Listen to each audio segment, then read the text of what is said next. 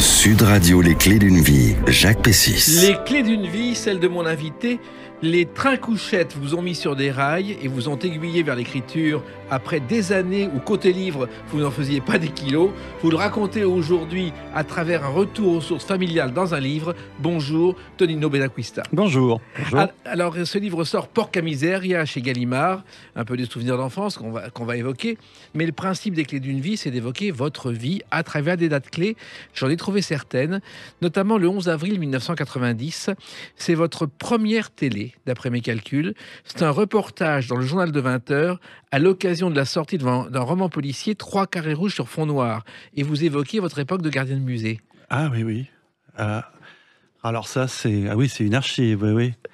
Mais oui, dans mon souvenir, oui. Je travaillais dans une galerie d'art et je m'occupais des accrochages. Tout à fait. Et je me souviens qu'il y avait une équipe de télé qui était venue effectivement pour m'interviewer sur un bouquin, sur une série noire qui sortait. Et tous les artistes qui étaient là, qui étaient exposés, étaient persuadés que la télé était pour eux. En fait, non, elle était pour le type qui avait accroché les tableaux, qui avait planté les clous dans la paroi, dans les cimaises.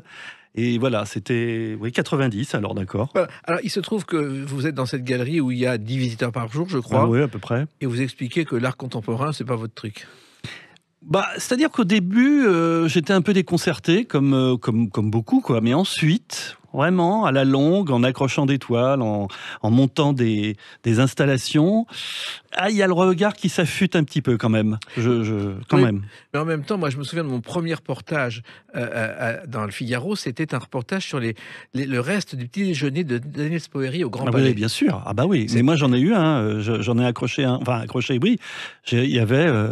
C'était. Mais d'abord, je ne sais pas comment, si elles existent encore, parce que il faisait le principe, c'était une grande table avec un dîner, et ensuite, quand les gens partaient avec des mégots, des machins, des reliefs dans les assiettes, etc., il y avait une espèce de glacis qui venait figer la table, et il vendait la table. Et moi, je me souviens, j'en avais exposé une. Alors, il se trouve aussi que ça vous permettait d'écrire 7 heures par jour, ce travail. C'est l'avantage. Oui. C'est-à-dire que vous avez toujours... Je crois que vous avez aussi travaillé au stock du patrimoine national, Tonino Benacquista. Oui, c'est-à-dire de la manutention. Mais c'est-à-dire qu'effectivement, je m'occupais de porter des œuvres d'art, de les classer. Quand il y avait des commissions qui se réunissaient, tout ça se faisait à huis clos, il fallait quand même quelqu'un pour transporter les œuvres, et c'était moi. En fait, j'assistais un peu à toutes les délibérations en matière d'art contemporain, mais c'était ultra... Enfin, je sais pas, il fallait un type pour véhiculer l'étoile, et c'était moi. Alors, il se trouve que dans ce roman, qui était un de vos premiers romans, qui était 3 carrés rouges sur fond noir, vous évoquez le monde de la peinture, puisque vous êtes dans la galerie, et il y a le couteau, le pistolet, la bombe, et à chaque fois, il y a un lien entre votre travail éphémère et le roman. Oui, mais parce que là, c'était, en fait, moi, j'ai toujours trouvé des boulots, en attendant un jour peut-être de vivre de mes droits d'auteur, je faisais des boulots qui me laissaient le temps d'écrire. C'est-à-dire, si j'avais vraiment eu un plein temps avec des jours, si j'étais rentré chez moi à 20h, je n'étais pas sûr d'avoir le courage de mettre à travailler mon roman. En revanche, j'ai trouvé des jobs qui étaient un peu décalés, type couchettiste, vous le disiez. Là, je m'occupais des trains de nuit, donc je faisais un Paris-Venise, je rentrais en France, et puis Paris-Venise, Venise-Paris, je rentrais, puis j'avais 3 jours de récupération, donc 3 jours de travail. Et après avoir fait, je ne sais pas combien de nombre de tours du monde en train, en additionnant tous ces Paris, Rome, etc., je me suis dit, j'en peux plus, je ne veux plus, je vais chercher le job le plus sédentaire possible. Quel est le job le plus sédentaire possible? C'est gardien de musée. Voilà, je suis devenu gardien de musée. Mais alors, les trains, ça vous a permis d'écrire La Maldonne des Sleeping. Oui. Alors, Frédéric Dard aurait pu donner ce titre à San Antonio. Oui. Et c'était un clin d'œil à La Madone des Sleeping, qui est un roman de Maurice de Cobra, qui a été traduit en 32 langues, dont le persan et le bengali. Oui, mais là, c'est un classique. Hélas, un peu oublié aujourd'hui. Je ne sais pas si on lit encore beaucoup La Madone des Sleeping, mais c'est un bouquin très, très drôle. Hein. Enfin, je veux dire, voilà. Puis la série noire a toujours aimé les jeux de mots. Donc, et les détournements de titres, surtout. Et donc, voilà, celui-là était tentant. Voilà. Alors, il se trouve que la série noire aussi, c'était très bien pour vous, parce que le roman policier, personne s'y intéressait vraiment. Ça a évité les critiques. Ouais, enfin, il y avait... peut-être encore aujourd'hui, maintenant, il y a peut-être plus de crédibilité. Le genre est peut-être plus accepté aujourd'hui. Aux États-Unis, il n'y a aucune différence entre un roman policier, même un roman de science-fiction ou un roman dit traditionnel. Alors qu'ici, quand même, il y a des genres, il y a des clivages. Et puis, c'est vrai qu'il y avait une grande liberté dans la série noire. Je suppose qu'elle existe toujours. Oui. Et on pouvait proposer des trucs extravagants, quoi. Et puis, il y a toujours eu moi, c'était même pas très farfelu ce que je faisais, hein. C'était même assez sérieux.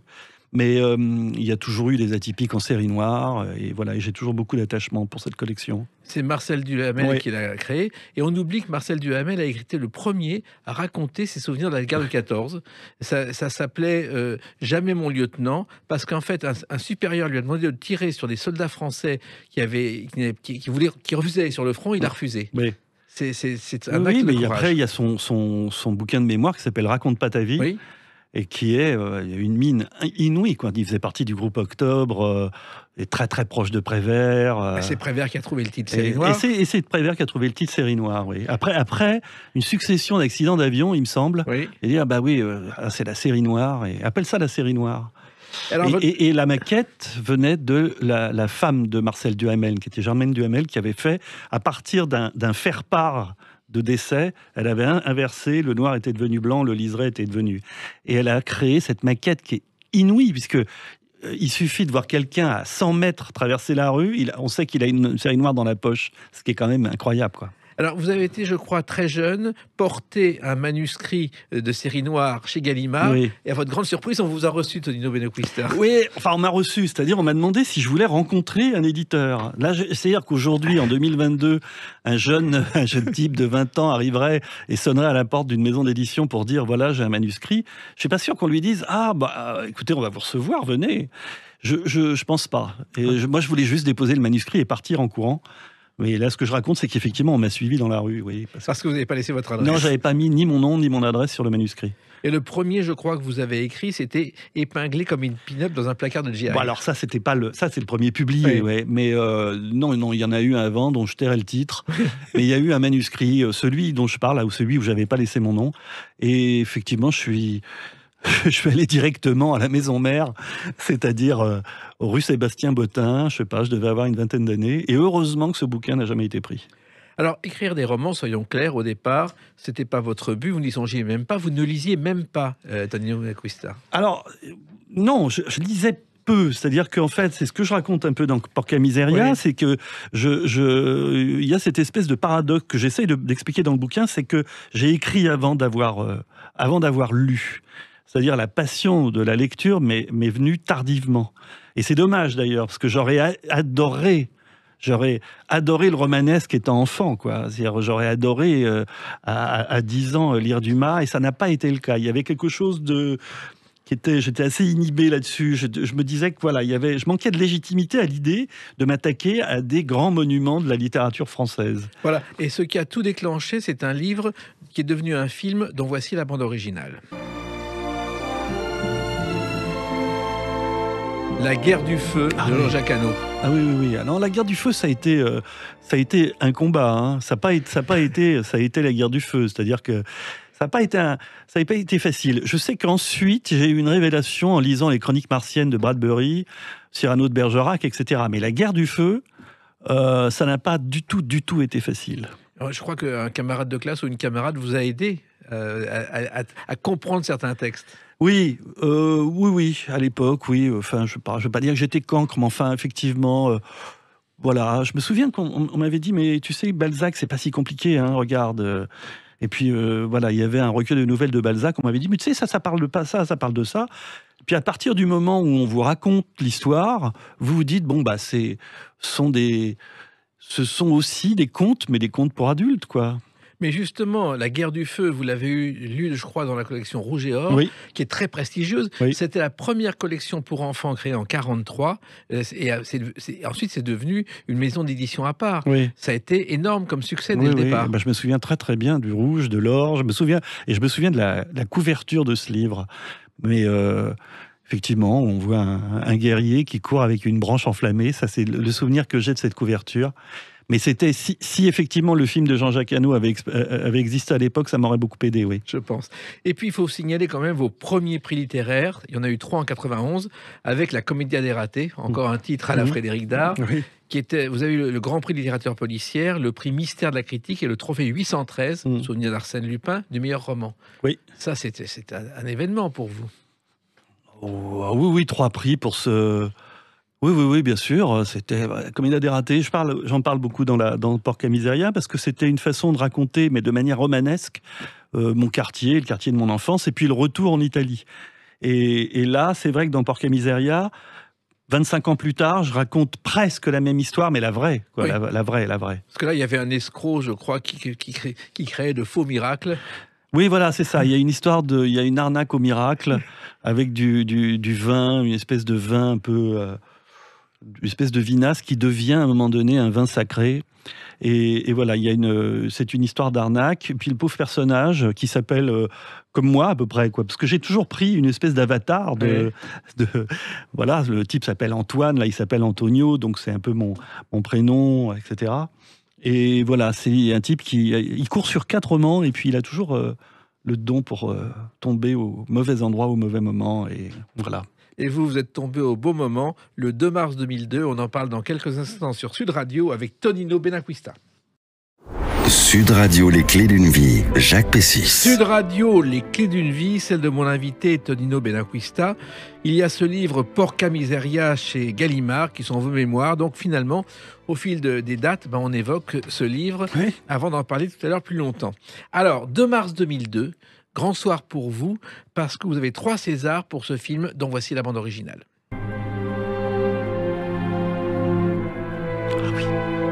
Sur mes lèvres. Sur mes lèvres, ça va. Ouais. 27e nuit des Césars au Châtelet. César du meilleur scénario avec Jacques Audiard pour Sur mes lèvres. C'est un grand moment pour vous. Ah oui, c'est un grand moment, oui. C'est un grand moment. Je crois que c'est cette année-là, parce qu'il y en a eu... voilà, après, il y a eu un peu plus tard, on est remonté avec Jacques Audiard, on est allé... On concourait pour un autre film, mais pour cette année-là, moi j'étais persuadé que le scénario le César du meilleur scénario irait à Amélie Poulain. Bien sûr, puisque c'était le film en compétition qu'on ne pouvait pas échapper. Et qui a raflé plein de choses et tout. Et puis on est devenus très copains avec Guillaume Laurent, qui est le scénariste d'Amélie Poulain. Et peut-être qu'il m'en veut toujours un peu, mais je lui dis ce soir-là, ça a été moi, ça n'a pas été toi. Alors que le scénario d'Amélie est formidable, quoi. C'est juste un magnifique film, quoi. Et quand vous avez entendu votre nom, là, c'était heureusement que Jacques était là, parce que je ne sais pas si je serais monté sur scène ou quoi, parce que déjà c'était tellement, enfin, comment dire, moi je suis plutôt timide et plutôt etc. Mais monter sur scène pour aller chercher cette récompense, c'était pas si facile, quoi. Et autre surprise, Emmanuelle DeVos qui gagne le César de la meilleure actrice face notamment à Isabelle Huppert pour La pianiste et Audrey Tautou. Ouais. C'était aussi une surprise. Ça, c'était incroyable. Je crois qu'il y a eu 4 Césars pour Sur mes lèvres. C'était une... Bon, Jacques avait déjà eu Jacques Audiard avait eu des récompenses pour les scénarios, etc. Mais là, c'était la première fois vraiment qu'en tant que metteur en scène, on le distinguait, là. Et vous aviez, je crois, eu 9 nominations au César. Ah oui, c'est possible. Et la surdité était un sujet qui avait été parfois traité au cinéma. J'ai retrouvé un cycle de projection qui traite de la surdité à travers le cinéma. Il y a eu une 20aine de films après 2000. Avant, il n'y en avait pratiquement pas. Vous avez ouvert une voie. Peut-être, surtout que c'était vraiment en plus paradoxal, parce que je me suis dit, mais attends, ce personnage, est-ce qu'on va y croire? Parce que la fille est standardiste. C'est-à-dire qu'elle est toujours au téléphone, elle accueille les gens, et en plus, elle est atteinte de cette surdité, mais qui va avoir un ressort dramatique qui va jouer pour elle à un moment donné, d'ailleurs. Mais c'est une idée que vous avez eue comme ça un jour? Ah non, ça c'était Jacques Audiard qui voulait absolument. Je crois qu'il avait fait du théâtre avec des sourds, des malentendants, etc. Il avait fait, je crois, des mises en scène de théâtre. Et il m'a dit, là, j'aimerais bien un personnage, une fille qui serait sourde, etc. etc. Et on a commencé à élaborer cette histoire. Et curieusement, vous avez été aussi influencé par Michel Audiard, son père. Vous avez dit d'ailleurs à un moment que le dialogue d'Audiard n'était pas un dialogue quotidien, mais une langue nouvelle. Ah oui, c'était très écrit. Hein. C'était Audiard disait, mais on rentre pas dans un bistrot et on ne dit pas salut les aminches. Ça n'existe pas. Personne ne dit ça. C'est pas vrai. Et donc, il l'écrivait. Il s'inspirait évidemment du langage parlé de tous ses amis, de tous les acteurs qui venaient chez lui, etc. Et puis lui-même, cycliste, etc. Enfin, je veux dire, bon, mais il réécrivait. Oui, et il avait aussi des espions et des espionnes dans les cafés qui écoutaient aux zinc et qui rapportaient des formules. Oui, mais vraiment, avant que ça devienne une langue réécrite par Audiard, il fallait vraiment... Et puis en plus, bon, là on pourrait rester longtemps sur le dialogue d'Audiard, parce qu'il se débrouillait dans une tirade de Gabin ou une tirade de Blier, il se débrouillait pour mettre les sous-titres d'une certaine manière. C'est-à-dire que quand une expression était un peu très argotique ou très imagée ou pas forcément reconnaissable, il se débrouillait dans le dialogue pour la rendre plus claire. Oui, on va éviter les bévues ancillaires. Les quoi les conneries de ta boniche. Enfin, tu vois. Bon, mais il faisait en sorte que tout le monde comprenne, quoi. Alors pour vous, Tonino Bacoquista, le cinéma, ça a commencé grâce à Nicole Garcia, qui vous a appelé comme consultant sur Place Vendôme, je crois. Oui, il y a eu elle, oui, mais j'ai aussi travaillé avec... je travaillais avec Claude Berry, je travaillais avec des gens, mais comment dire, sans être vraiment le scénariste vraiment officiel, etc. Moi, j'aime bien l'idée d'aider d'aider un metteur en scène à accoucher de son sujet. Et après, c'est autre chose, c'est-à-dire qu'il faut trouver le vrai sujet. Et puis, j'ai joué le sparring partner un peu, aussi bien avec elle qu'avec Claude Berry. Claude Berry, c'était dans La Débandade. Oui, voilà, c'est ça. Voilà. Et ces films-là, bon, votre but n'était pas d'écrire pour le cinéma au départ? Non, mais c'est vrai que la profession de scénariste m'a toujours fasciné. C'est-à-dire que la mise en scène en aucune manière, et même encore aujourd'hui, moi, il suffit que je vois 5 minutes des Affranchis de Martin Scorsese pour me dire, bon, bah ça va, je me suis pas gouré de métier. Je laisse faire ceux qui savent faire, et c'est pas moi. Mais en revanche, j'ai eu une réelle fascination pour le métier de scénariste. Oui, et à plusieurs surtout. C'est-à-dire que tout seul, à part un film, je crois, de Laurent Dussault, Le cœur à l'ouvrage, oui. Le reste, vous avez toujours travaillé en équipe. Oui, bien sûr. Mais moi, j'ai écrit un roman qui s'appelle Saga, tout à fait. Et qui est l'histoire de 4 scénaristes qui essayent d'écrire un sitcom, et petit à petit, voilà, ils vont prendre de plus en plus de pouvoir, et c'est aux limites de leur imagination délirante. Et moi, j'aime bien l'idée du personnage. Alors maintenant, le scénariste est un peu plus reconnu avec toutes ces séries et choses comme ça. On parle plus facilement des scénaristes. Mais pendant longtemps en France, c'était vraiment un métier de l'ombre. Hein. Ah bah le nom n'apparaissait même pas. Oui. Et un scénario était écrit, l'auteur arrivait sur le plateau, on lui disait « Qu'est-ce que vous faites là ?» Oui, c'était... Ah bah oui. Il y avait quelques duos célèbres entre metteurs en scène et...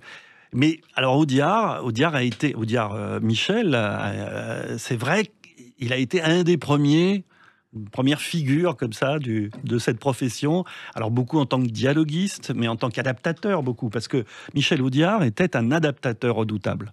C'est-à-dire que son talent, c'était peut-être pas celui d'imaginer des histoires, mais en tout cas, il lisait un bouquin, il voyait le film, et il l'a fait 100 fois.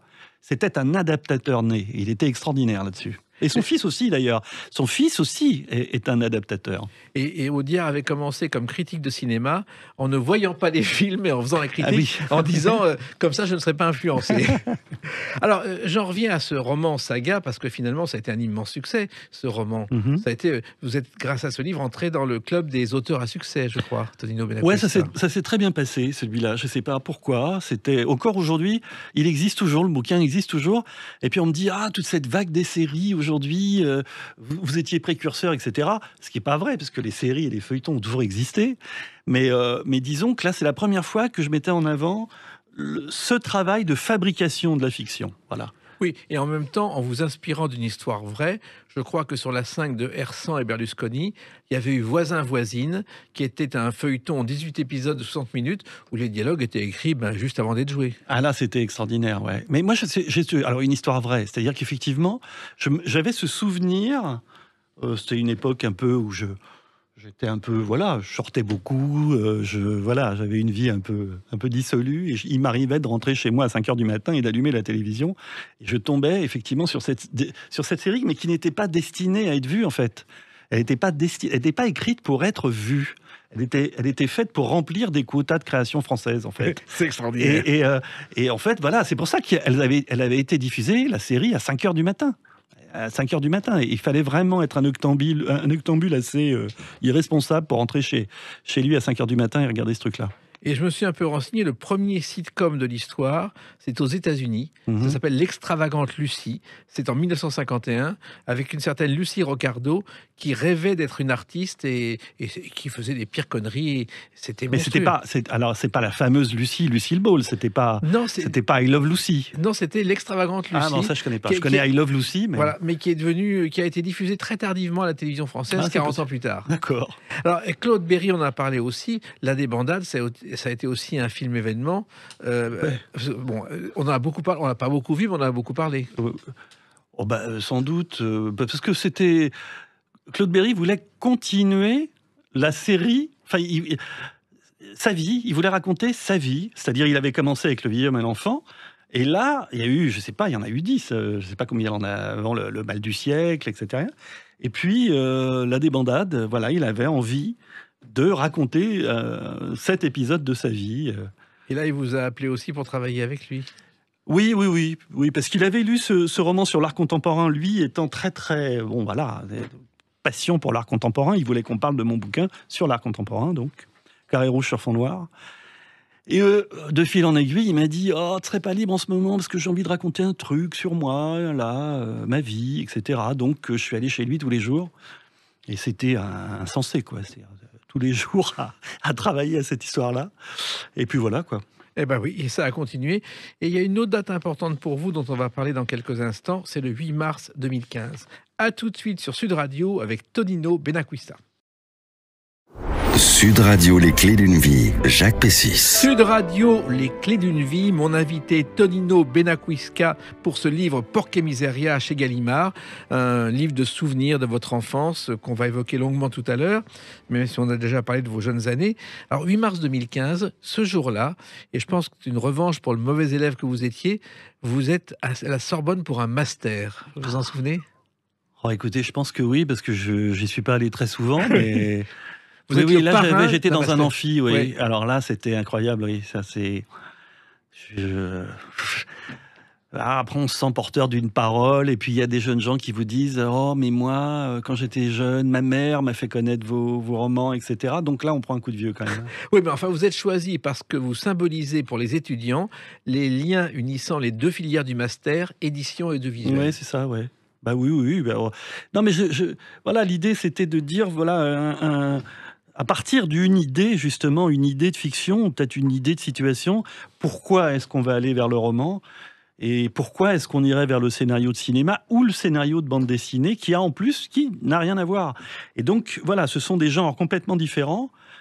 Et on se dit, mais pourquoi une idée va devenir à un moment donné un scénario de cinéma ? Pourquoi ? Et pourquoi pas une nouvelle ? Donc je parlais de ça un peu. Oui, mais justement, transmettre à des jeunes, c'est un privilège. C'est un grand plaisir, parce qu'ils étaient très...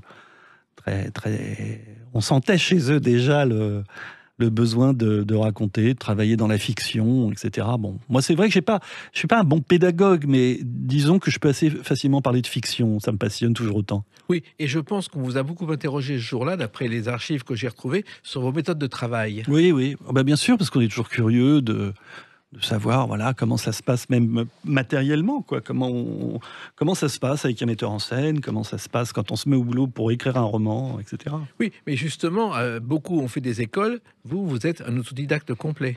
Ouais.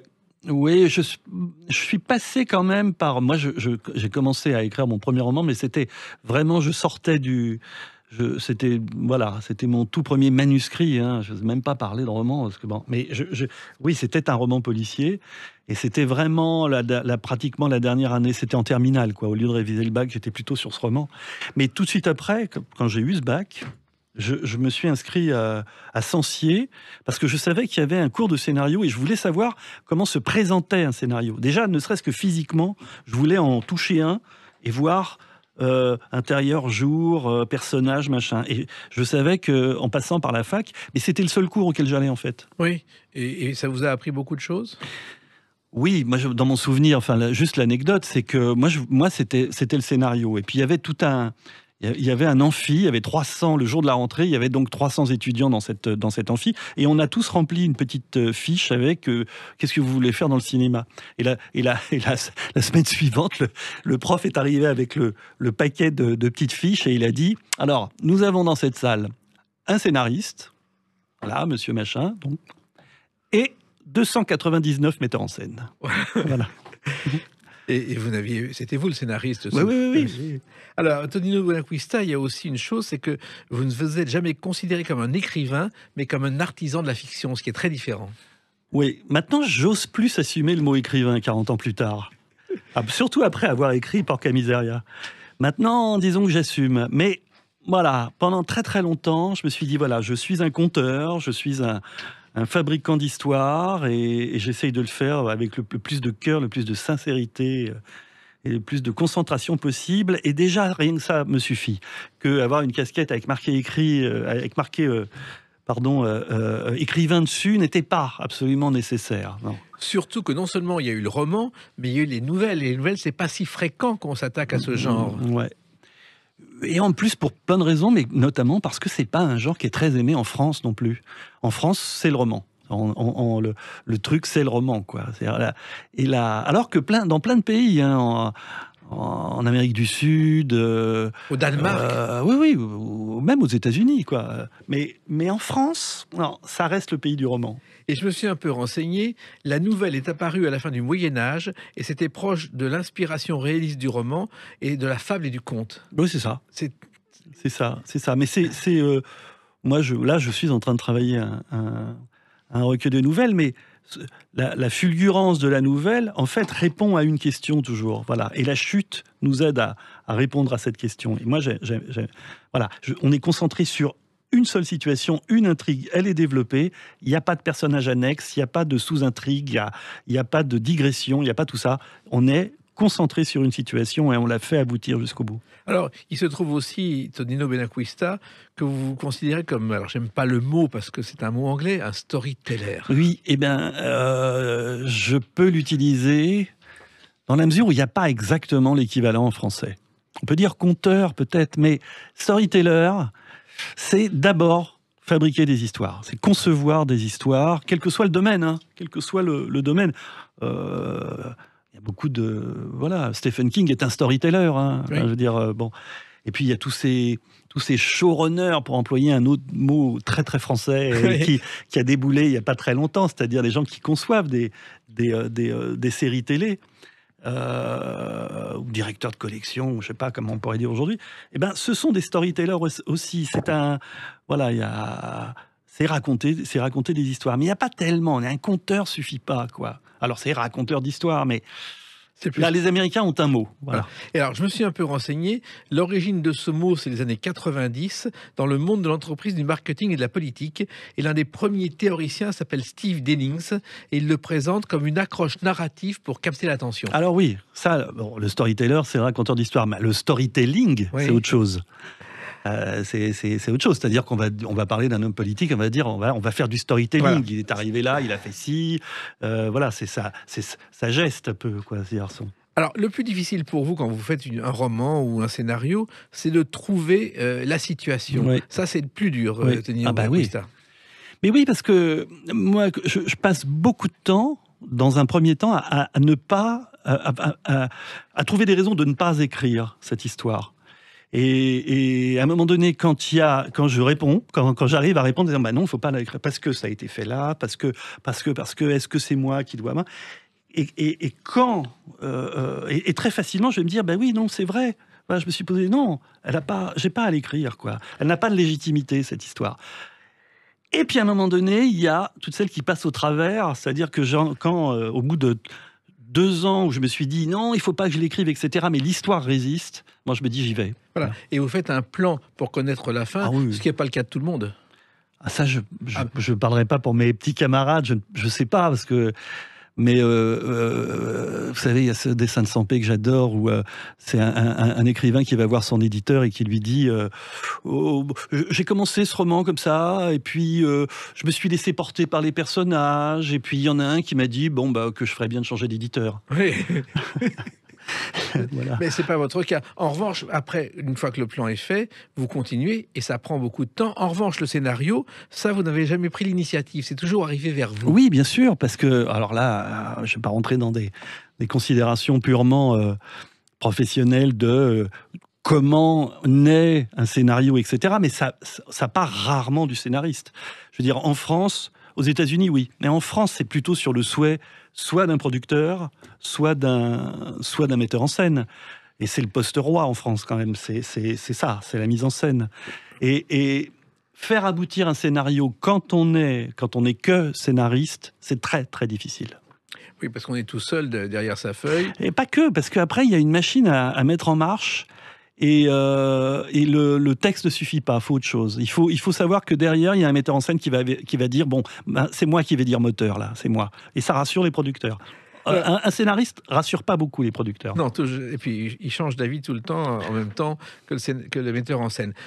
Tonino Benacquista, il y a aussi une chose très particulière. Vous n'avez jamais voulu adapter à l'écran vos romans. Ah non, non. Je ne sais pas si je le ferai un jour, mais en tout cas, il faut pas.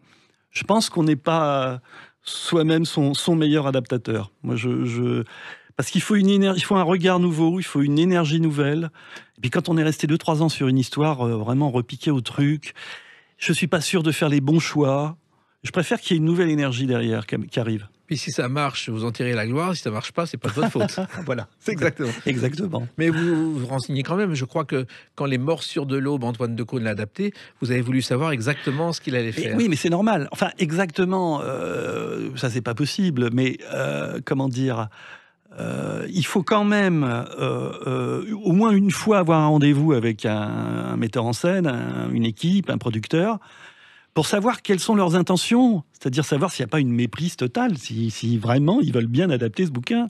Et quand voilà, je comprends leurs intentions, je leur dis, ben, écoutez, vous prenez les clés du truc, parce que après, quand voilà, moi j'aimerais pas avoir sur le dos, derrière mon épaule, j'aimerais pas avoir l'auteur du bouquin qui me dit ah oui, non, ça oui, ça non. Et quand on a donné les clés, on a donné les clés, ça y est, c'est fini. Voilà. Il y a une exception quand même, c'est un film dont voici la bande originale.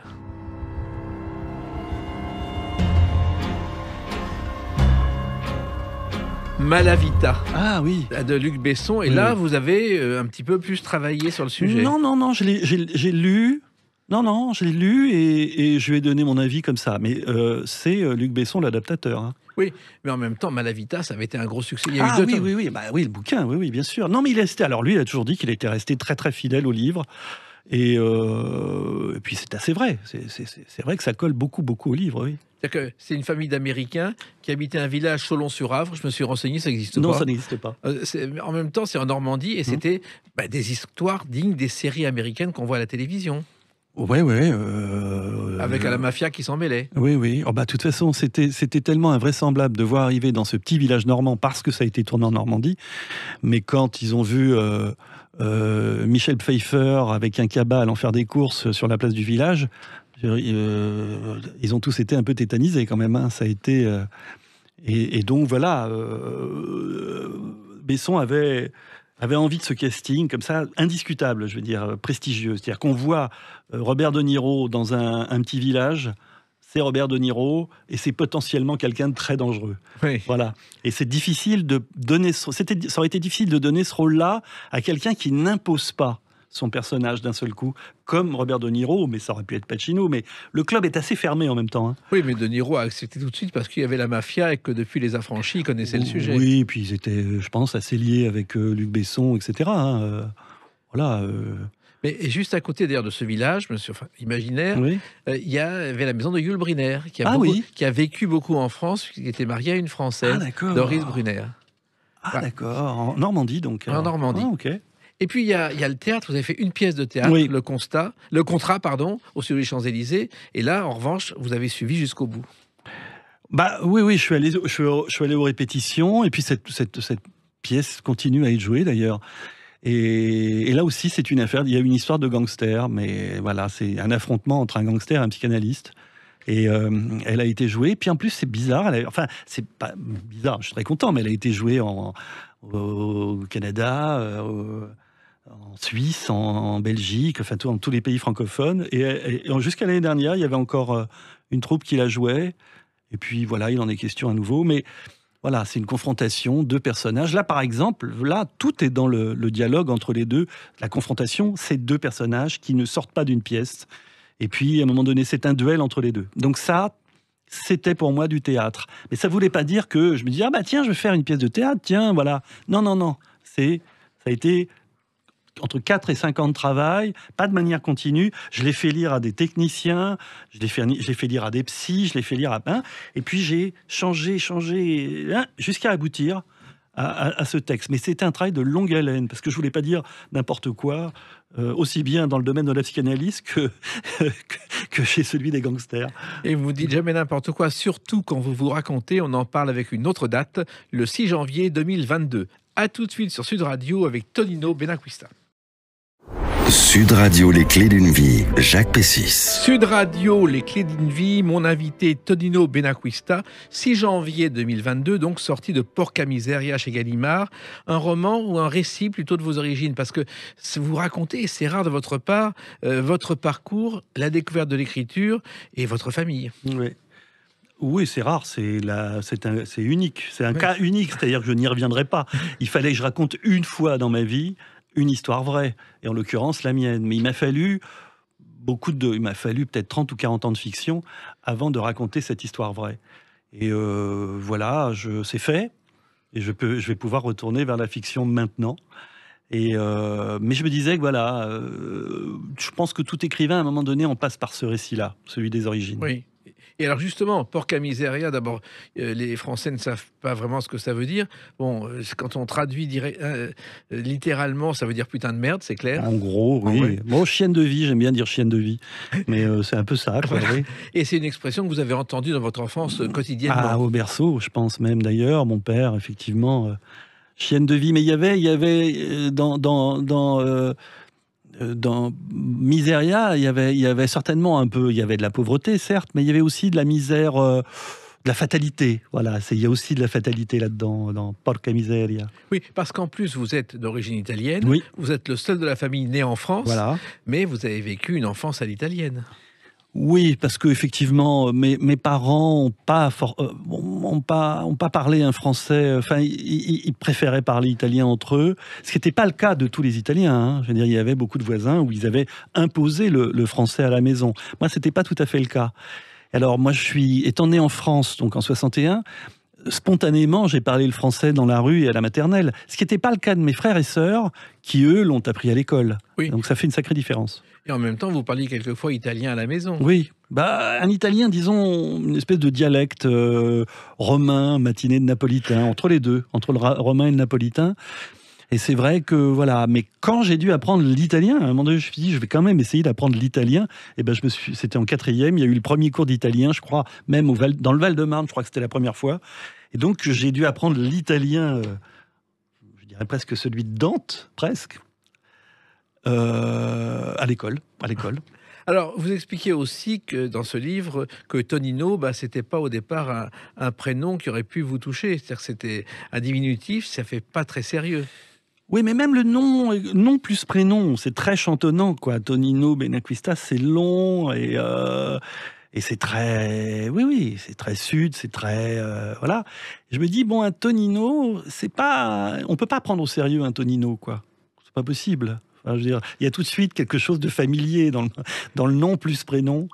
Et voilà. Et ça dure encore aujourd'hui, d'ailleurs, parce que, voilà, il y a quelque chose qui évoque les vacances quand j'entends mon nom, tout de suite. Alors, il y a aussi le fait que vous êtes le dernier, donc le petit chouchou de la famille. J'aurais aimé. Mais j'explique que le petit dernier, c'est pas forcément la meilleure place. Oui. Et je consacre un chapitre à ça, sur petit et dernier. Et je dis, voilà, je suis une note en bas de page du roman familial. Je suis vraiment une note en bas de page. Oui, et en même temps, un roman familial compliqué parce que votre père boit beaucoup et votre mère n'est pas très heureuse de tout ça. Non, surtout parce qu'elle ne voulait pas quitter l'Italie. Et c'était l'histoire d'un déchirement, en fait, cette histoire. Voilà, c'était leur histoire. Bon, il y en a un qui voulait partir et l'autre non, c'est tout. Et Mais donc, elle l'a suivi. et elle l'a suivi, forcément, en famille, etc. Et donc, ce déchirement restait jusqu'au bout. Voilà, il a rejailli sur nous même. Et voilà, il a toujours été présent dans la maison. Et vous évoquez aussi dans ce livre, Tonino Benacquista, une région parisienne qu'on ne connaît plus, Vitry-sur-Seine, où vous avez grandi, qui a beaucoup changé. Ouais, mais qui a changé, mais en même temps, j'y suis pas retourné depuis longtemps. Je crois que la petite rue existe toujours et ce petit quartier-là, non, j'y suis pas retourné, non. Mais moi, je parle d'une, ouais, je parle, moi, je parle de moments à la Douaneau parce que c'est vrai qu'il y avait quand même, il y avait de la fantaisie, et puis je me souviens surtout que les instituteurs, les profs, avaient vraiment avaient fait leur boulot, quoi, bien. C'est-à-dire que mes frères et sœurs ont pu parler le français grâce aux instituteurs qui étaient là en disant, là, le R, tu vibres pas le R, etc. Et moi, je dois beaucoup à la communale, même si je n'ai pas été toujours très assidu. Et je dois beaucoup quand même à l'éducation nationale, quand même. Alors, c'est ce que je raconte, là, je le dis maintenant, Voilà, un peu à l'emporte-pièce, mais je suis beaucoup plus précis dans le bouquin. Voilà, et ça a un peu changé depuis, mais effectivement, il y avait des profs qui vous suivaient attentifs. Il faut savoir qu'à Vitry-sur-Seine, j'ai repéré qu'il y a un livre qui s'appelle La pluie d'été de Marguerite Duras, qui se déroule à Vitry-sur-Seine, au croisement des rues Berlioz et Camelina. Voilà. Alors ça, je vais lire ça. Alors, mais ça doit être un de ces derniers. Un de ces derniers. Ah oui, oui, c'est ça. Ouais. Alors, vous évoquez aussi, bon, il y a l'inventaire à la Préfère et il y a le musée imaginaire de Tonino Benacquista, Oui. car vous avez dans ce livre un musée imaginaire cher à votre cœur. Oui, enfin, en tout cas, je dis qu'on en a tous un. C'est ça surtout. Il y a le mien que je décris, mais le musée imaginaire, c'est en même temps, c'est les souvenirs évidemment, mais c'est en même temps les souvenirs manquants, ceux qu'on vous a racontés, mais vous n'étiez pas forcément présent. Il y a vos propres souvenirs, ceux des parents, ceux qui font partie de l'histoire de la famille. Et puis, il y a les désirs, les regrets. Et tout ça, c'est le musée imaginaire. Et puis, il y a des choses qui datent d'avant notre naissance, qui font partie de notre musée imaginaire, à nous. Et vous évoquez des photos de famille où le grand-père ne pose pas à côté de la grand-mère. Oui. Là, après, je me dis, oui, parce qu'on reconstitue des souvenirs, tout simplement parce qu'on vous les a racontés. On vous a raconté, mais oui, mais je me souviens du jour, etc. Il a suffi qu'on vous le répète 3 fois étant enfant pour que vous ayez la photo en tête, alors qu'elle n'a jamais existé, cette photo. Et moi, on m'a souvent, mon père comme ma mère, m'ont raconté, chacun dans leur version, comment ils se sont rencontrés sur un pont. Lui, il avait des chevaux. Ma mère était en petite robe d'été. Ils se sont croisés. Elle a été subjuguée. Il l'a enlevée. Et tout ça est vrai. Oui. Et évidemment, j'ai le film dans ma tête. Mais qui est une pure composition mentale. Quoi. Et elle a découvert, je crois, ensuite qu'il était veuf. Oui, voilà, c'est après. Oui, elle s'est rendue compte qu'il était. Il avait un petit garçon et puis il avait besoin d'une nouvelle mère pour ce petit garçon. Quel beau scénario de cinéma. Oui, ça pourrait. Mais enfin, je crois toutes les histoires de couple sont, quand on va bien chercher, elles sont toutes assez extravagantes. Hein. Alors, il y a aussi un 45 tours qui vous a marqué, Tonino Benacquista, c'est celui-ci.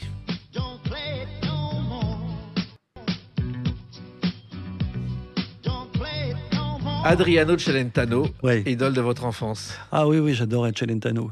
Mais j'étais pas. Moi, il y a très très peu de variétés italiennes que j'ai connues ou que j'ai aimées, etc. Ensuite, il y a eu Paolo Conte bien plus tard.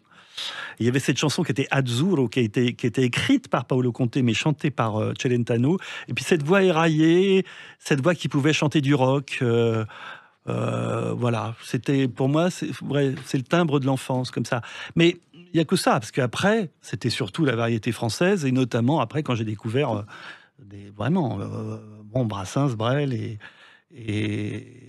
Et voilà, ça c'est mon ADN maintenant. Enfin, je dirais. Je comprends. Mais Celentano, il a quand même vendu 200 millions de disques dans le monde. Et surtout, en 2012, il est revenu pour 2 soirs dans les arènes de Vérone.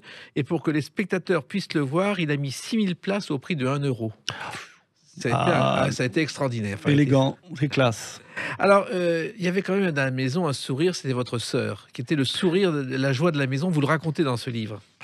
Oui, j'avais une sœur qui était, qui savait, il y avait une espèce de tristesse ambiante, mais ça n'avait pas cours sur elle. Elle s'émerveillait dès qu'il y avait un mot français qui lui paraissait biscornu, elle le répétait. Elle n'arrêtait pas de le répéter. Donc, à un moment donné, voilà, on intégrait le terme parce que ma sœur Yolande le répétait 100 fois et donc il faisait partie ensuite de notre vocabulaire. Oui, et d'ailleurs, elle regrettait de ne pas avoir gardé son nom italien, Yolanda. Oui, voilà. Oui. Après, elle s'est dit, ah oui, mais c'est le prénom de Dalida, j'aurais dû le garder, en fait. Alors, il y avait aussi les Rital du quartier, et là aussi, vous étiez... il y avait les Rital du quartier Saint-Paul, je crois. Oui, c'était un petit quartier, oui, à Vitry-sur-Seine. Et puis, il y avait beaucoup, oui, dans les petits pavillons, etc. Oui, il y avait beaucoup d'Italiens. Voilà, après, c'était très mélangé, mais oui, il y avait beaucoup d'Italiens. Puis maintenant, à l'occasion de la sortie de ce livre, ils m'écrivent, voilà, j'ai reçu des lettres de gens du quartier en disant, oui, je me souviens, etc. Et puis il y avait mais ça c'était un peu plus tard, il y a eu l'Hérital de Cavana qui est sorti, je crois qu'il était en 77 ou 78. Et là, qui était vraiment, ça a été un raz-de-marée. C'est-à-dire tout le monde s'est reconnu. Lui était de Nogent, donc, et tout le monde s'est reconnu dans l'Hérital de Cavana. Ça a été vraiment le livre d'une communauté. Et vous vous reconnaissez, vous, dans l'Hérital de Cavana? On se repassait le bouquin. C'est-à-dire qu'il il écrivait certaines phrases dans la phonétique italienne, quoi. Et je me disais, mais oui, c'est ça. C'était exactement la manière dont on s'exprimait. Enfin, en tout cas, mes parents. Voilà. Et il y avait une chose aussi, vous aviez appris à transformer une voiture, une Aronde, je crois, en cabane, les voitures désaffectées. À l'époque, oui, il y avait les épaves. C'était une aubaine, parce qu'on pouvait laisser une épave pendant 6 mois dans une allée. Enfin, je veux dire, avant qu'on vienne la chercher. Et donc, bien évidemment, ça devenait un char d'assaut, ça devenait la belle américaine, ça devenait... Voilà, c'était au lieu d'avoir une espèce de cabane perchée dans un arbre, on avait une épave, quoi. Et tout ça était un bonheur total, on s'amusait, quoi qu'il arrive, avec des riens. Oui, bien sûr. Mais en même temps, l'épave en question était désossée de semaine en semaine quand même. On venait chercher toujours des pièces détachées et on voyait, il y a une aile, donc on allait à notre épave comme ça. Mais à un moment donné, ça devenait un squelette et puis il rouillait et quelqu'un de la voirie venait les chercher. Mais c'était, voilà, on nous enlevait notre cabane. Non, c'est vrai que on s'est beaucoup amusé dans ces épaves. Et puis c'était des quartiers où on se connaissait, il n'y avait pas de rivalité, il n'y avait pas de bande, c'était joyeux. Ouais, c'était plutôt joyeux. Dans mon souvenir, effectivement, c'était paisible et c'était une petite municipalité. Petite non, parce que Vitry c'est quand même grand. Et puis c'était une ville communiste, donc il y avait l'école Makarenko, l'avenue Gagarine, etc. Donc on cherchait notre chemin et puis voilà, c'est comme dans toutes les villes communistes de la ceinture rouge qu'on appelait à l'époque. Voilà. Alors on apprend aussi dans ce livre, Tonino Benacquista, que vous souffrez d'agoraphobie. Je souffrais. Ça a duré longtemps. Ça a duré une 20aine d'années. D'une certaine manière, j'ai dû hériter de certaines angoisses de ma mère, oui, effectivement, qu'elle a importées. C'est-à-dire, voilà, celle d'être déraciné. Moi, c'était pas du tout le déracinement. C'était... j'ai eu pendant une 20aine d'années, j'étais très, très méfiant dès qu'il fallait que je sorte de chez moi. Mais ça arrive à d'autres... Oui, mais à tel point qu'un jour, on a dû employer un subterfuge pour que vous alliez à la télévision. Oui. C'est-à-dire qu'à un moment donné, oui, j'aurais pas pu venir chez vous à cette époque-là. C'était pas possible. Je venais pas ici. Je pouvais aller acheter le journal ou une baguette de pain, mais je rentrais chez moi rapidement. Bon, là, maintenant, j'en parle de manière un peu détachée, mais c'est une vraie souffrance quand même. Et puis, je me souviens une fois, je me suis dit, on m'avait proposé d'aller à une émission de télé. J'ai dit, mais non, il n'en est pas question, quoi. Et une amie s'était débrouillée pour m'inviter. Elle me dit, viens, je t'invite au restaurant, on sera que toi et moi, etc. Et en fait, non, on est arrivé, puis non, on est allé à la maison de la radio, ou non, c'était dans les studios je sais plus, peut-être France 2 à l'époque. Et on m'a dit non, tu vas passer en direct aux infos. Et là, c'était trop tard. C'était une attention qu'une amie avait eue. Elle disait, c'est dommage que tu parles pas de ton bouquin, viens, etc. Et j'étais piégé, quoi. Je pouvais plus reculer. Voilà. Et ça s'est bien passé finalement. Ça s'est bien passé. Je l'ai jamais, enfin, je le dis pas dans le bouquin, c'était un direct avec Claire Chazal. Oui, oui, et la séquence existe d'ailleurs. Ah, c'est possible. Oui, elle existe à la télévision, je l'ai vue. C'est possible, c'est possible. En tout cas, vous êtes venu dans les studios et on vous en remercie. Et moi, je conseille à celles et ceux qui nous ont écoutés de lire Porc à misère, il y a chez Gallimard, parce qu'on va découvrir votre vie telle qu'on la connaît pas et un univers qui mérite d'être redécouvert. Écoutez, merci beaucoup à vous en tout cas. Merci, puis vous revenez quand vous voulez, car comme vous, nous parlons vrai. Merci beaucoup. Les clés d'une vie, c'est terminé pour aujourd'hui. On se retrouve bientôt. Restez fidèles à l'écoute de Sud Radio.